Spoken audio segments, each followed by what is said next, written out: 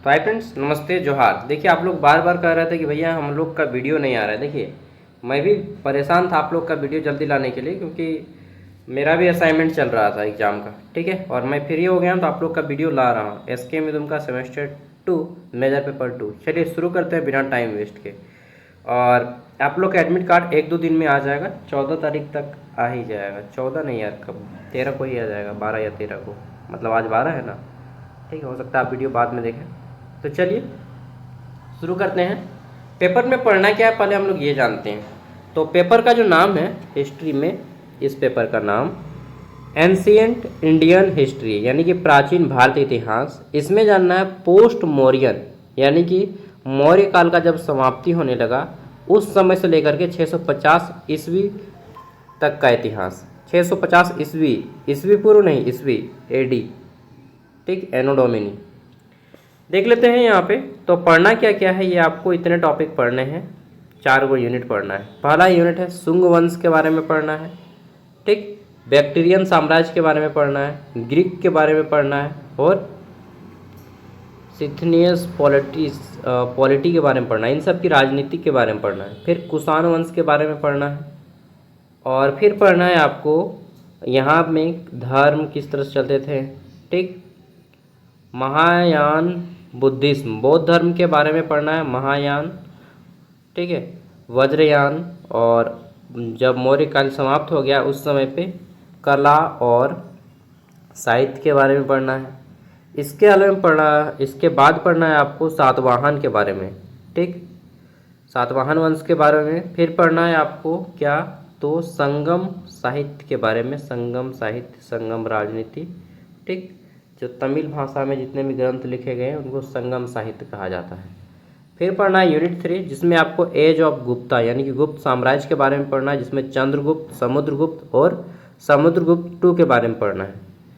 इनकी राजनीतिक व्यवस्था कैसी थी, आर्थिक व्यवस्था कैसी थी, प्रशासनिक व्यवस्था कैसी थी, ये जानना है। फिर हर्षवर्धन के बारे में पढ़ना है, हर्षवर्धन। ठीक है, और यूनिट 4 में आपको फेडरलिज्म के बारे में पढ़ना है। तो ये पूरा का पूरा आपका कोर्स कंटेंट हो गया। ओके, अब चलिए सबसे पहले हम लोग 1 मार्क्स वाले क्वेश्चन करते हैं, क्योंकि बेस आपका मजबूत इसी से होगा, 1 मार्क्स वाले से। तो चलिए शुरू करते हैं। पहला क्वेश्चन आता है हमारा यहाँ पे।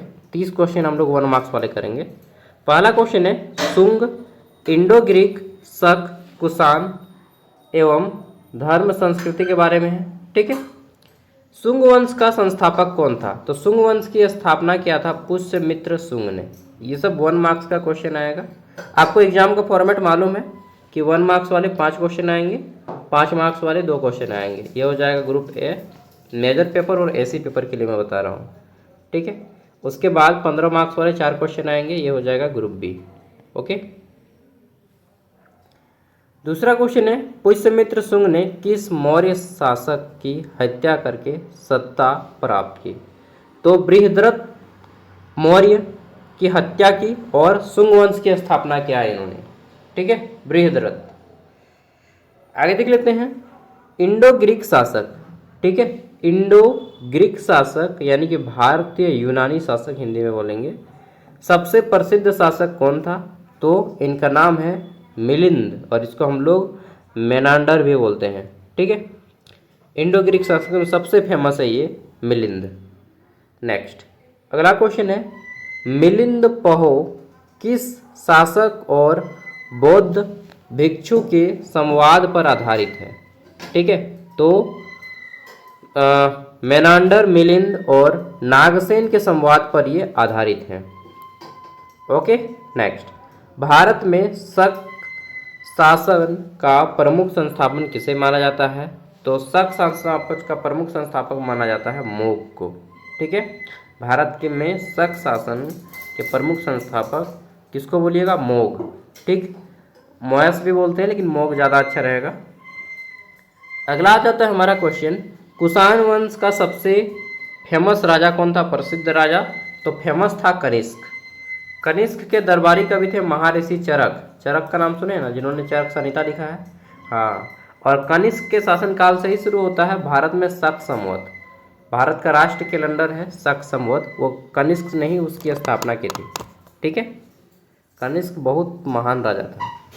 नेक्स्ट कनिष्क के शासनकाल में कौन सी बौद्ध संगति आयोजित हुई? तो कनिष्क बौद्ध धर्म को मानता था और उन्होंने चौथी बौद्ध संगति आयोजित की थी। ठीक है, 4 बौद्ध संगति हुए हैं और इसमें चौथा बौद्ध संगति कनिष्क ने आयोजित किया था। नेक्स्ट देख लेते हैं, अगला जाता है महायान बौद्ध धर्म का एक प्रमुख विकास।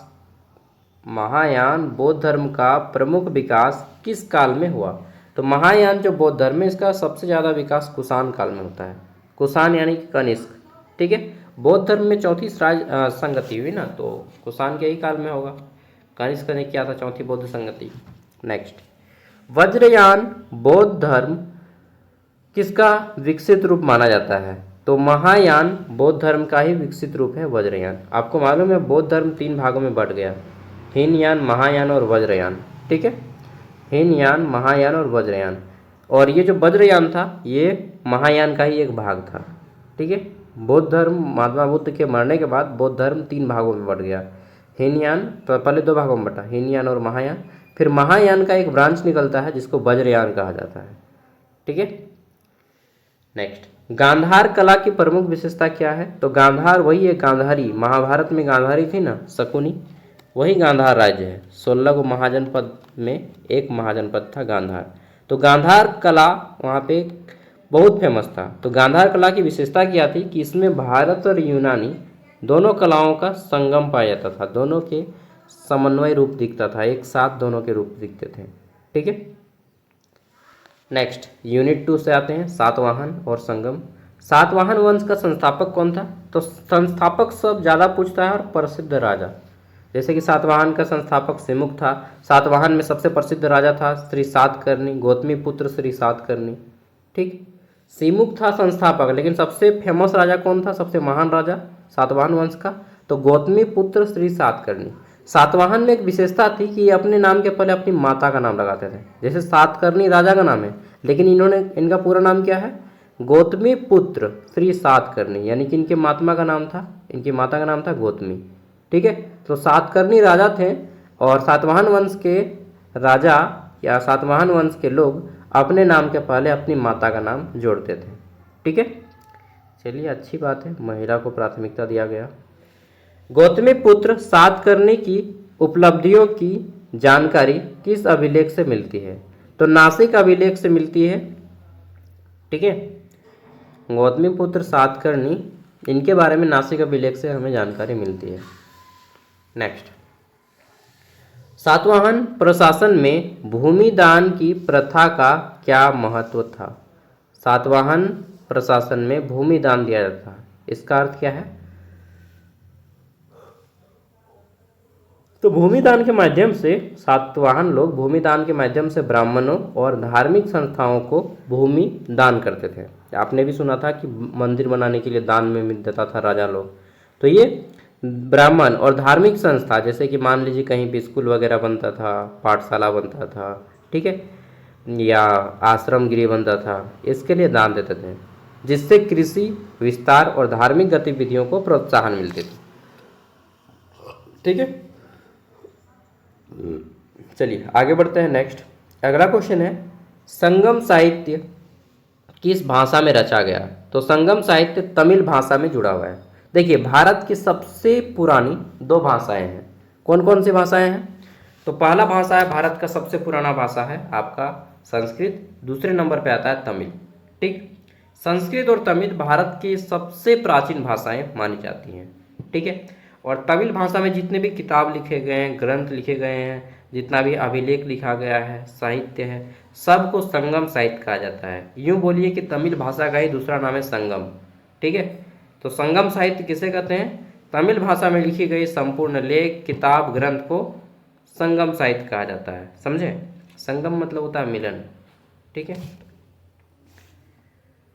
नेक्स्ट आगे देख लेते हैं। तो अगला हमारा संगम युग के 3 प्रमुख राजवंश कौन थे? तो देखिए, संगम युग के समय 3 प्रमुख राजवंश थे और नाम इनका सुने होंगे आपने। एक चेर राजवंश, दूसरा है चोल और तीसरा है पांड्य। ये दक्षिण भारत, तमिल भाषा सिंपल से ये भाई साउथ इंडिया में चलता है, तमिलनाडु। तो दक्षिण भारत में चेर, चोल और ये पांड्य राजवंश थे जो कि संगम युग के 3 प्रमुख राजा थे। संगम साहित्य का प्रमुख विषय क्या था? तो संगम साहित्य में प्रेम, युद्ध, वीरता, समाज, प्रकृति और राजकीय जीवन का वर्णन मिलता है। ओके, अगला जाता है संगम युग की अर्थव्यवस्था में किसका विशेष महत्व था? तो संगम युग की जितनी भी अर्थव्यवस्था है उसमें कृषि, पशुपालन, हस्तशिल्प और समुद्री व्यापार का विशेष महत्व था। नेक्स्ट, गुप्त एवं हर्षवर्धन काल। गुप्त काल एवं हर्षवर्धन काल। तो गुप्त वंश का वास्तविक संस्थापक किसे माना जाता है? तो गुप्त वंश का वास्तविक संस्थापक चंद्रगुप्त प्रथम को माना जाता है। ठीक, गुप्त साम्राज्य, इसे भारत इतिहास का स्वर्णिम काल कहा जाता है क्योंकि इसके समय में ही भारत का इतिहास सबसे ज़्यादा विकसित हुआ। ठीक है, तो गुप्त वंश का संस्थापक कौन है? इसकी स्थापना क्या है? चंद्रगुप्त प्रथम ने। चंद्रगुप्त मौर्य नहीं, चंद्रगुप्त प्रथम। चंद्रगुप्त मौर्य मौर्य वंश की स्थापना की, लेकिन चंद्रगुप्त प्रथम जो है गुप्त वंश की स्थापना की। तो अंतर समझिएगा, चंद्रगुप्त प्रथम है, ये मौर्य नहीं है। तो चंद्रगुप्त प्रथम ने किस उपाधि को राजधानी धारणा किया? मतलब ये जो चंद्रगुप्त आया ना नाम, उसके नाम से, मौर्य के नाम से एक रेलवे में ट्रेन चलता है, मौर्य एक्सप्रेस।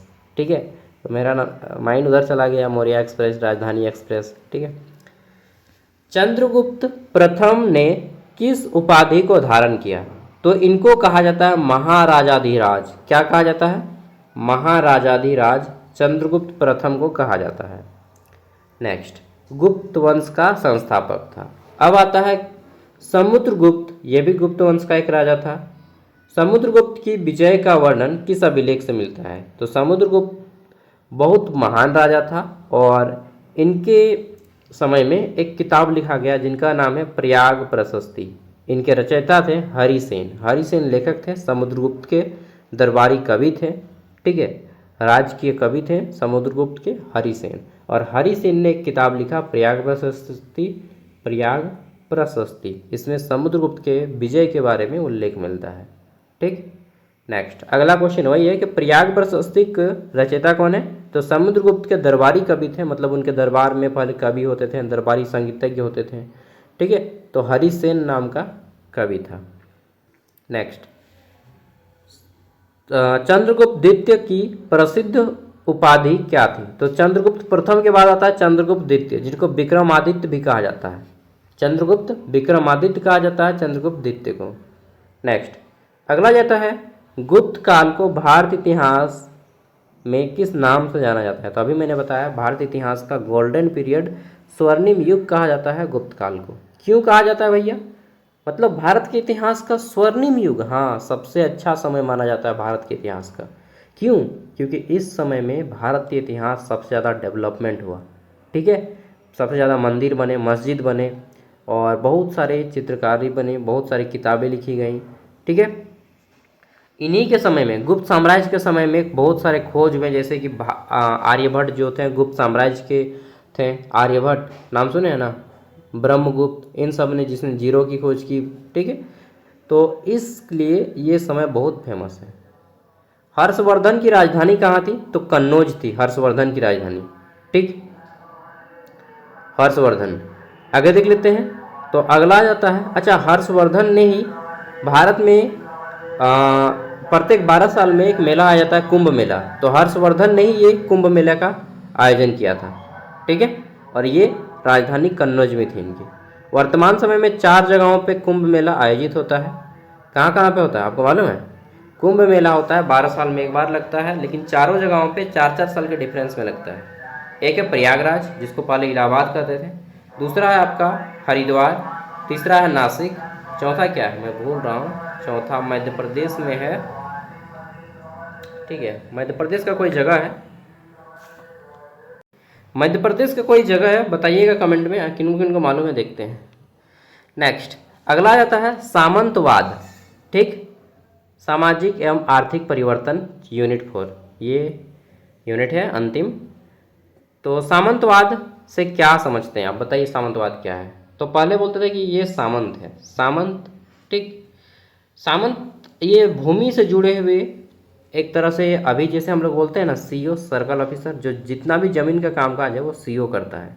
ठीक है, टैक्स लेना हो, चाहे ज़मीन में क्या बोलते हैं उसको, दाखिल खारिज करना हो, म्यूटेशन जिसको बोलते हैं, ज़मीन में नाम चढ़ाना, ठीक है, नाम बदलना, ज़मीन बेचना, तो सामंतवाद सीईओ का काम करता था। यानी कि सामंतवाद एक ऐसी व्यवस्था थी जिसमें भूमि और प्रशासनिक अधिकारों का एक बड़ा हिस्सा सामंतों के हाथों में केंद्रित रहता था और वे शासक के प्रति विभिन्न सेवाएं और दायित्व निभाते थे। तो सिंपल बोलिएगा कि सामंतवाद एक जमीन से संबंधित जुड़ा हुआ ऑफिसर था। ऑफिसर मतलब अधिकारी, अधिकारी लिखेगा, ऑफिसर नहीं लिखेगा। ठीक है, सामंतवाद भूमि और प्रशासन, प्रशासन का भी कुछ कुछ काम करता था। ठीक है, तो सामंतवाद भूमि और प्रशासन से जुड़ा हुआ अधिकारी था जो कि कर भी वसूलता था और जमीन से संबंधित विभिन्न कामों को संभालता था। ये राजा से जुड़ा हुआ रहता था। ठीक है, नेक्स्ट, भारत में भारतीय सामंतवाद की प्रमुख विशेषता क्या थी?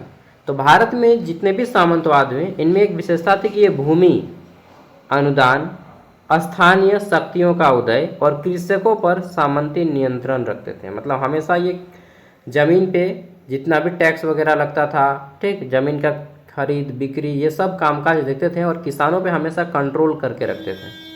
ठीक है, नेक्स्ट, इस काल में भूमि अनुदान का सामाजिक प्रभाव क्या पड़ा? What was the social impact of land grants during this period? अनुदान मतलब होता है दान में देना। तो इस काल में भूमि जो दान में दिया जाता था, इसका सामाजिक प्रभाव क्या पड़ा? अगर आप भूमि को दान में देते तो कोई ना कोई अच्छा ही काम होगा। तो भूमि अनुदान से नए भूमिधारी और स्थानीय सामाजिक वर्गों का उदय हुआ तथा ग्रामीण समाज में विभाजन बढ़ने लगा। इस काल में अर्थव्यवस्था का प्रमुख आधार क्या था? तो खेती ही प्रमुख आधार था। पशुपालन भी ले सकते हैं कि कृषि और कुछ मात्रा में पशुपालन करते थे। नेक्स्ट, भारतीय या प्राचीन भारत में व्यापार के प्रमुख साधन क्या थे? तो दो ही को मार्ग था उस समय, तो हवाई जहाज खोजा नहीं गया था, तो जल मार्ग और स्थल मार्ग। ठीक है, इसको आप बोल सकते हैं कि स्थल मार्ग और जल मार्ग। और इसमें भी क्या किया जाता था? तो समुद्र मार्ग में, तो जल मार्ग में तो आप नाव चलाते थे, ठीक, लेकिन स्थल मार्ग में क्या चलता था? घोड़ा और हाथी और ऊँट।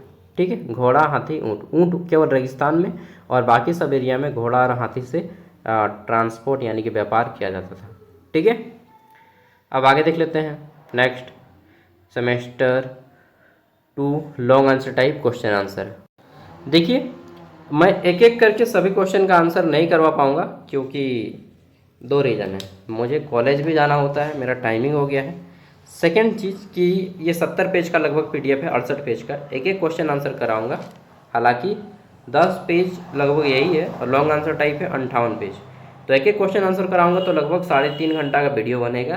तो आपको खुद पढ़ना होगा, मैं क्वेश्चन दिखा दे रहा हूँ। ठीक है, अगर आप में से कोई ज्ञान सागर ऐप का पास नहीं खरीदना चाहते हैं तो मत खरीदिए, वो आपकी मर्जी। वो क्वेश्चन देख लीजिए, नोट डाउन कर लीजिएगा। लेकिन अगर आप खरीदते हैं तो 60 रुपया में सभी पेपर का नोट्स मिलेगा।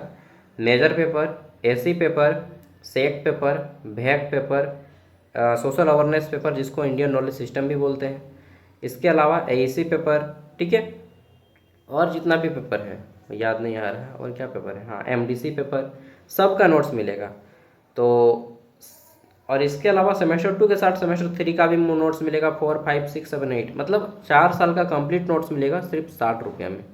ठीक है, अगर आप इच्छुक हैं खरीदने के लिए तो खरीदिए, नहीं इच्छुक हैं तो मत खरीदिए। 60 रुपये कोई बड़ी चीज़ नहीं है, एक बार ऐप को देख सकते हैं। ऐप का लिंक वीडियो का डिस्क्रिप्शन में है। पहले मैं ऐप के बारे में बताऊँगा, फिर क्वेश्चन आंसर दिखाऊँगा। ठीक है, देखिए ये ऐप का लिंक है, सॉरी ऐप का लिंक वीडियो का डिस्क्रिप्शन में मिलेगा। ये ऐप है ज्ञान सागर, इसका लिंक वीडियो का डिस्क्रिप्शन में मिलेगा। क्या करना है, इसको इंस्टॉल करना है।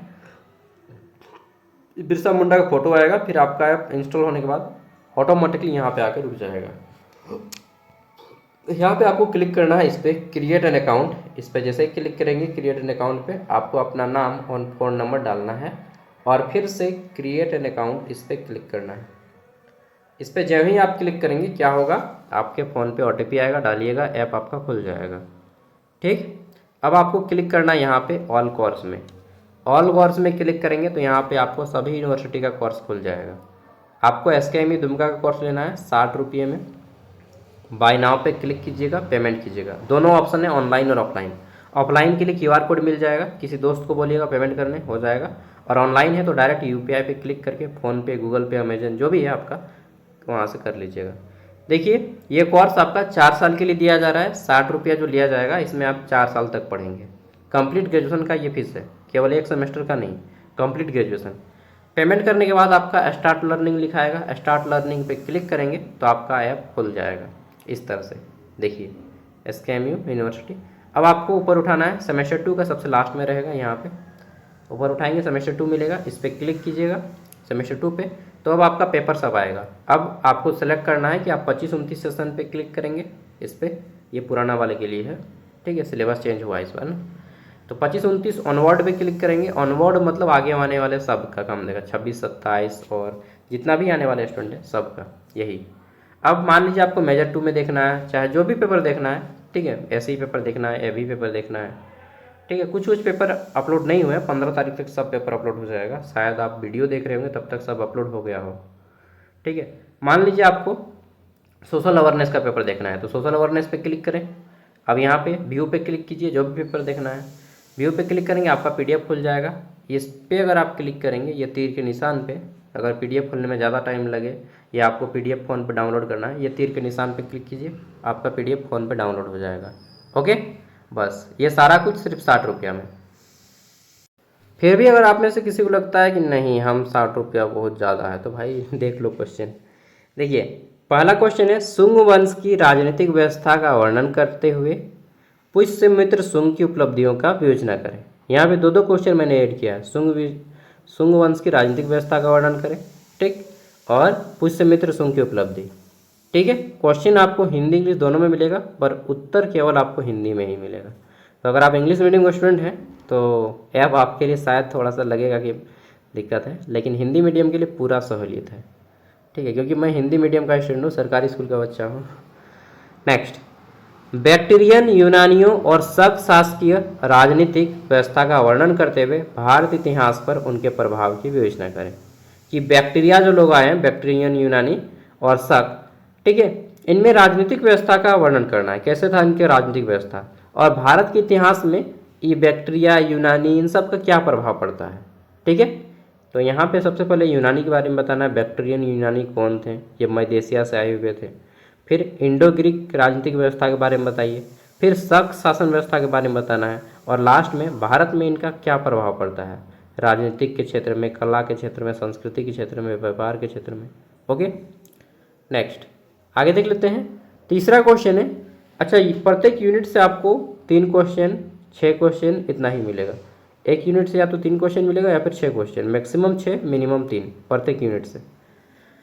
क्वेश्चन है हमारा, कुषाण की राजनीतिक व्यवस्था का तथा कनिष्क की प्रमुख उपलब्धियों का विस्तार करें। दो क्वेश्चन देखिए, कुषाण वंश की राजनीतिक व्यवस्था, अच्छा राजनीतिक के साथ साथ कभी कभी आपको प्रशासनिक भी बोल देगा कि कुषाण वंश की राजनीतिक, प्रशासनिक और आर्थिक व्यवस्था का वर्णन करें, सेम आंसर होगा वो भी, ठीक है। और कनिष्क की प्रमुख उपलब्धि, कुषाण वंश के प्रमुख राजा कनिष्क हैं, ठीक। कुषाण वंश की राजनीतिक व्यवस्था के बारे में बताइए, फिर कुषाण वंश की शासन कैसा था। एगो का आप आंसर कीजिएगा ना, एक क्वेश्चन का सेम सभी क्वेश्चन का आंसर वैसा ही रहेगा, फॉर्मेट वैसा ही रहेगा, आपको आंसर कंटेंट पढ़ना होगा सबका अलग अलग बस, ठीक है। नेक्स्ट, महायान बौद्ध धर्म के उदय के कारण क्या थे, उसकी प्रमुख विशेषताओं का वर्णन करें। ओके, तो यहाँ पे बौद्ध धर्म के बारे में सबसे पहले बताना है कि बौद्ध धर्म इसकी स्थापना गौतम बुद्ध ने किया। फिर थोड़ा सा और भी आप अपना दिमाग से लिखिएगा, क्योंकि बोला जाता है कि विद्यार्थी यथासंभव अपने ही शब्दों में उतर दें। यहाँ से पढ़िए, नॉलेज लीजिए, लेकिन अपना खुद का नोट्स प्रिपेयर कीजिए, खुद का नोट्स बनाइए, ठीक है। नेक्स्ट अगला है, वज्रयान बौद्ध धर्म के उदय, प्रमुख विशेषता तथा बौद्ध धर्म के विकास में इसकी क्या योगदान है, ये बताना है वज्रयान के बारे में, ठीक है। आगे देख लेते हैं नेक्स्ट क्वेश्चन।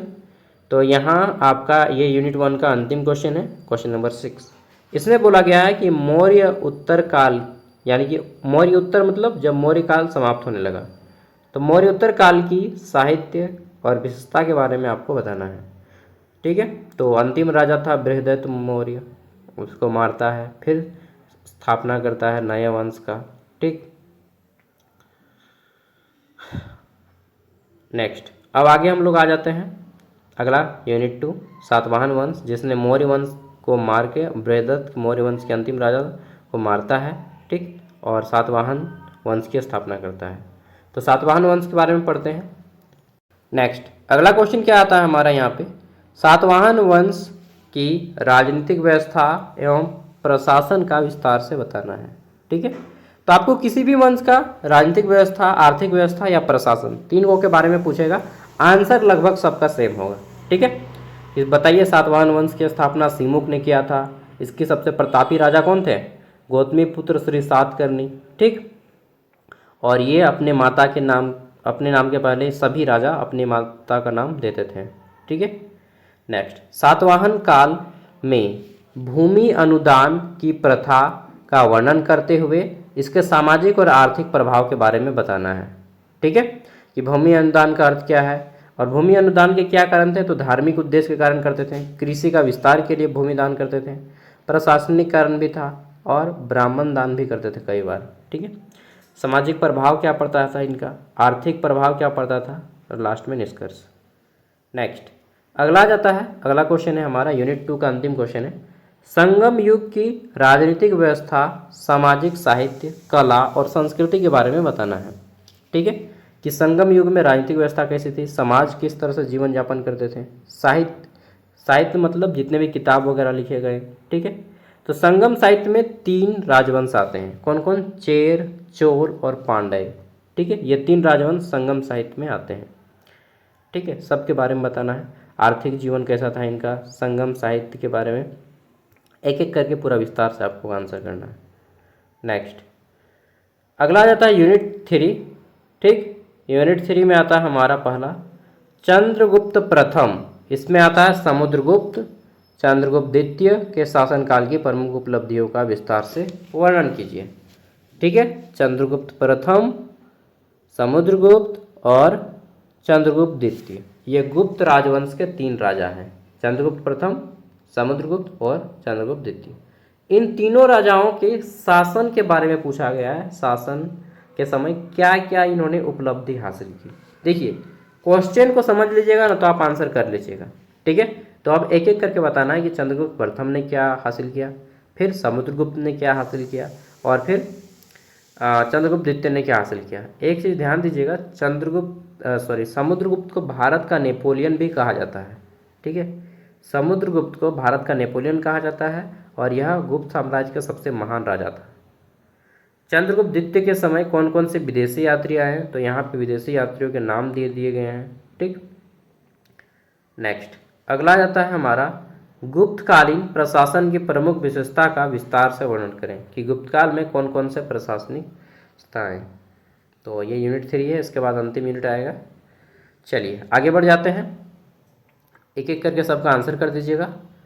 नेक्स्ट अंतिम, अच्छा यूनिट 3 क्वेश्चन है ना, गुप्तकालीन कला, स्थापत्य कला की प्रमुख विशेषताओं का विस्तार से वर्णन कीजिए। देखिए मैं कहूँगा खरीद लीजिए, 60 रुपये दे के अगर आपको सब कुछ मिल जा रहा है और क्या बोलते हैं सिलेबस के साथ, और वो भी 4 साल तक, तो कोई महंगा सौदा नहीं है। खैर आपकी मर्जी। गुप्तकालीन अर्थव्यवस्था के प्रमुख विशेषता का वर्णन करना है। चलिए नेक्स्ट 5वां क्वेश्चन है, हर्षवर्धन के बारे में पूछा गया है। हर्षवर्धन की राजनीतिक व्यवस्था कैसी थी, प्रशासनिक व्यवस्था कैसी थी, और ये कहाँ पे रहते थे? कन्नौज में। ठीक है, सब एक एक करके बताया गया बहुत विस्तार से, और आपको आसान शब्द में यहाँ पे बताया गया है, सब कुछ समझ में आ जाएगा। आगे देख लेते हैं, अंतिम है ये यूनिट 4। ठीक है, इसमें पहला क्वेश्चन है सामंतवाद के बारे में। ठीक, सामंतवाद की परिभाषा देते हुए प्रमुख विशेषता के बारे में बताना है। तो बताना है कि सामंतवाद एक अधिकारी था जो जमीन से संबंधित कामकाज करता था, जिसमें टैक्स वसूलना, जमीन को दान में देना, ठीक है, जमीन की क्रय बिक्री, इन सब के बारे में और विस्तार से पढ़ लीजिएगा। नेक्स्ट अगला है यूरोपीय भारतीय सामंतवाद में अंतर बताइए। यूरोपीय सामंतवाद में क्या अंतर है और भारतीय सामंतवाद में क्या अंतर है। ठीक है, तो देखिए यूरोपीय और भारतीय दोनों सामंतवादी प्रवृत्ति विकसित हुई, लेकिन दोनों में अंतर है। ठीक है, किसका किसका अंतर है? तो ऐतिहासिक परिस्थितियाँ, सामाजिक संरचना और आर्थिक व्यवस्था अलग अलग थी। ठीक है। यहाँ पे यूरोपीय सामंतवाद के बारे में बताएगा कि यूरोपीय सामंतवाद मुख्यतः भूमि, सैन्य सेवा, ठीक है, भूमि के साथ साथ सैन्य सेवा और स्वामी अनुचर संबंध थे, ठीक है, यानी कि स्वामी के साथ जो राजा थे उनके साथ में भी संबंध था। राजा बड़े भूभाग सामंतों को दिए जाते थे और सामंत बदले में सैन्य सेवा और निष्ठा का दायित्व निभाते थे। जबकि भारतीय सामंतवाद क्या थे? भारतीय सामंतवाद में भूमि, अनुदान, राजस्व अधिकारी और स्थानीय शक्तियों के उदय और कृषि पर नियंत्रण थे। इनमें सैन्य व्यवस्था नहीं दी गई थी, ठीक है।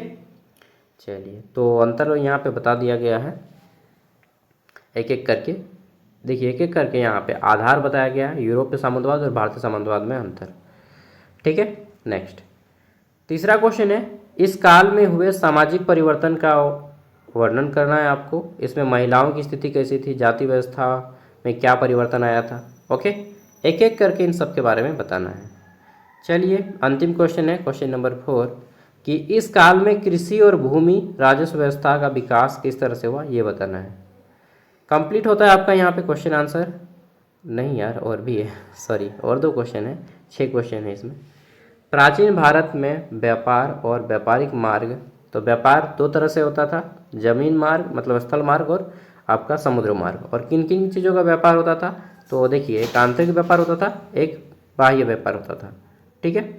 इसमें उत्तरापथ, दक्षिणापथ, समुद्री मार्ग इस तरह से बताए गए थे। और मसाला, कपड़ा, हीरे, मोती, रत्न, हाथी के दांत, ठीक है, इन सब, और कुछ कुछ धातु का भी, जैसे कि सैन्य तलवार वगैरह होता था ना, उसका भी होता था व्यापार।